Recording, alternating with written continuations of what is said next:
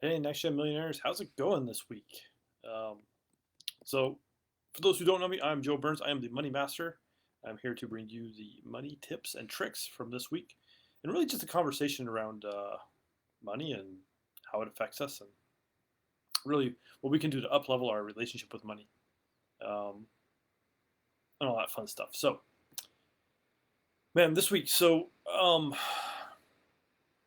a lot. I mean, there's always so much going on in my brain. If you guys don't know, like if you watch any of my other videos, like always like, oh my gosh, there's so much I want to talk about. So how do I pare it down to be able to deliver to you really how what's the next best thing you can do for this week, right?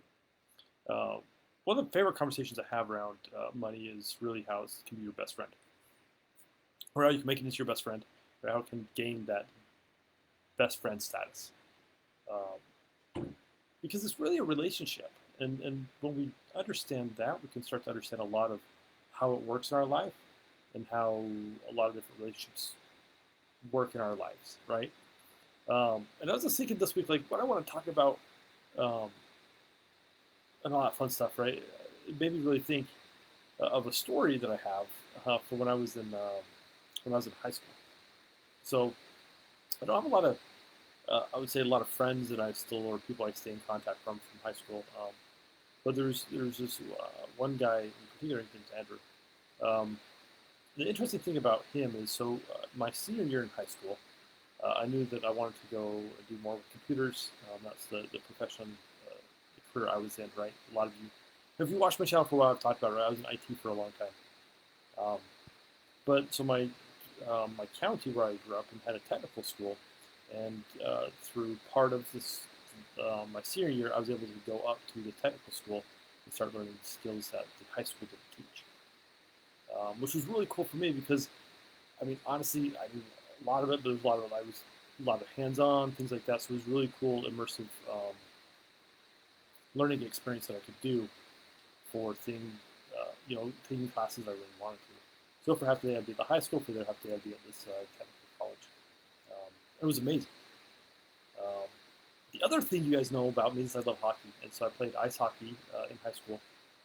In high school, I was very good about it. I mean, honestly, let's be honest there. Um, but I loved it, right? And I lettered in it, right? So I had a letterman's jacket and all that fun stuff. Uh, Lots on that for the different time, probably. But anyways, I was proud, like that was the thing. So I'd wear this letterman's jacket, you know, for school, and it was a nice heavy coat.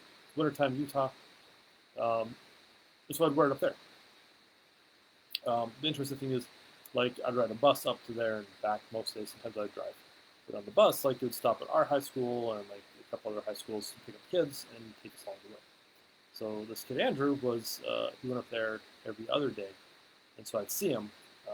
But for many of you who don't know, like I was a pretty shy person, especially growing up in high school. I was pretty kind of awkward and shy. A lot of people are like, no way, Joe, that's not you. Because I talk to lots of people, right? I'm a people person now. But in high school, I wasn't a people person. Like I was really scared of people.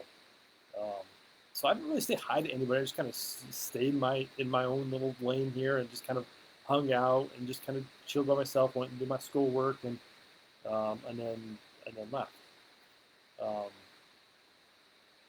and just did my thing. So one Saturday there was an opportunity for like a bonus lecture or something. I don't remember what it was. But we were invited to go up there, so I'm like, cool, I'm gonna go to this, right? Because I really wanted to like learn this world of IT and really progress my skills, and learn as much as I could. So there were lots of learning opportunities. So I showed up, um, and there were a bunch of other kids that were my same grade who rode the bus, but we hadn't really talked. They showed up as well. Well, Andrew was there as well.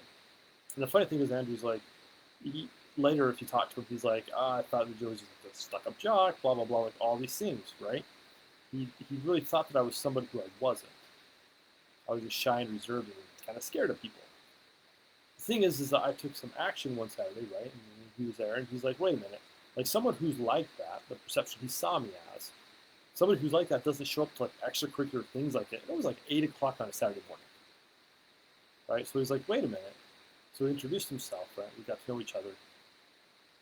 And the crazy thing is, like, we still talk to each other today.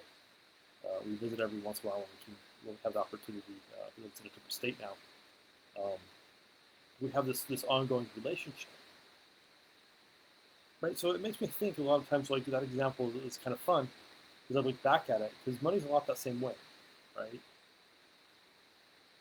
It's this relationship that we're not quite sure of most of the time. We're not sure. We have a perception. We have a money story. We have ideas about how it's showing up or not showing up in our lives. We're not quite sure what that means, right? We've labeled it something. And as we sit there and look at it and interact with it, we continue to like label. We're not quite sure. It's there most of the time, but maybe sometimes it's not. Um, but it really gets our brain thinking that, hey, maybe I can rely on it, but then other times say I can't rely on it. So we're very skeptical about what this friendship looks like. A lot of times it can be traumatic and not so nice. And so then we get triggered by it and we're all grumpy and not happy by it and all that stuff, right? You see where the trail is going. But it's just going back to people and relationships, money being one of those relationships, is that they aren't always what they appear to be. Now we're going to take this from the positive side, right? There's that negative side and the ones that, like, some relationships are really bad sometimes. We're not going to go there. But what I want you to do is focus on the positive side and really look at your money this week and be like, well, how is that relationship with money? And how does it, like, what is it that I'm not seeing? Right? So we start looking at that from that perspective. My example with Andrew, right? We can start to look at money a little differently and say, hey, what am I not seeing? Because it's in those small moments of what we can't see is when we find the greatest breakthroughs. Okay? Because money wants to be our friend. It really does. And as we look at that, as we interact with it, and as we hope that it can be our friend, right? We catch small glimmers and small moments of where that it's responding like we want in a friendship. But in other moments, it's not. And that's a real struggle. It's there. And it's really there more often than you believe. And a lot of people honestly get grumpy with me and get a little angry with me because it's not that easy. I'm like, it really is with money. The part that's hard is us believing in ourselves enough that we can put and that we can be vulnerable enough with another relationship and we don't feel like we'll get burnt. Like, so we don't want to dig up that trauma, that abandonment, those feelings of like vulnerability, especially with something that we need, down for the air quotes, right? We feel like we need so dearly to survive, right? So we start chasing the money, we start doing things we wouldn't normally do. I go back and watch my video from last week, right? Talk about some values and things that we do when we're kind of out of alignment with ourselves and feel like we have to go after the money. So this week is more just like, look at it, right? Because people aren't always what they appear to be. And if we take the time to get to know them, we take the time to ask the questions, then we'll start to find out really who they are. In a lot of ways, we can build some really positive, really juicy, yummy relationships out of it. We have to get past that fear, right? Of like, oh, what if they reject me? What if they do? Then it's not a good relationship. And the only relationship I have with money is it's not going to reject you. You just got to get to know it. You got to be vulnerable enough to like ask the questions. If you know me, right? I always got cash on my desk and I talk to it. And I would encourage you to do the same. It feels so weird.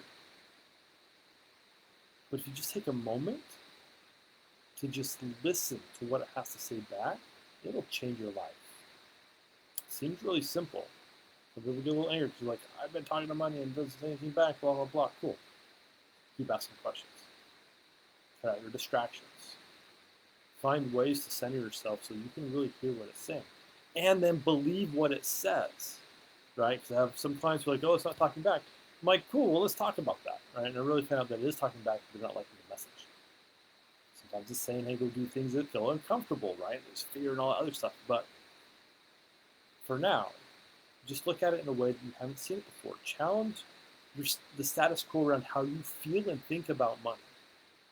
So I promise you, as you start to do that, then it's going to feel a little bit different in the relationship. And that relationship is going to grow. And you're going to find things out about yourself and about money that you never would have before had you not challenged it. So stop avoiding it. Stop avoiding your numbers each week. Okay? Look at them. Zero is still a number, but it's not zero every week. I know that for a fact.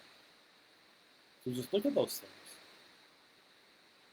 Borrow a little bit of courage from me if you need to. But just be honest with yourself and start seeing what it has to say. So that's just kind of what I want to talk about this week, right? It's just like money's not always what it appears to be. People aren't always what it appears to be. Give them the benefit of the doubt and really find out about them, right? If you really want that relationship to grow, find out about them, not about what they've done or the trauma they have or what triggered you about them, right? Really try to find out about them as a human being and see if you can see past that other stuff. Because when you do, you'll start to see a whole different person. So just a little hint there. You can do that for yourself as well. So I'll leave that with you. As always, if you have any questions, comments, post them in the comments below. If you have any questions and say, hey, Joe, I'd really like you to talk about this about money, obviously, as always, put it in there in comments because then I can talk about it. If you don't put it in, you stay silent, then I mean, can't ever ask. Like, if that, let's just be honest. If you're watching this now and you're like, I don't want to post this because it's too public, right? Blah, blah, blah. Send an email to me, like support@josephmburns.com. Right, my team will pick that up and pass it on, and we can get your question answered. I don't gotta be like so and so said. I'll keep it anonymous if you want to keep it anonymous, but like I'm always open for questions. Otherwise, I'll just keep looking and see what the world's doing, and then let you know. But anyways, remember, people aren't always as they appear to be. Look at the positive side, not the negative side. Don't let those old stories ruin your relationships, but really dig in and see what it is doing for you, how you feel, and what's hiding under the surface there. So, until next week, we'll see you later. Bye.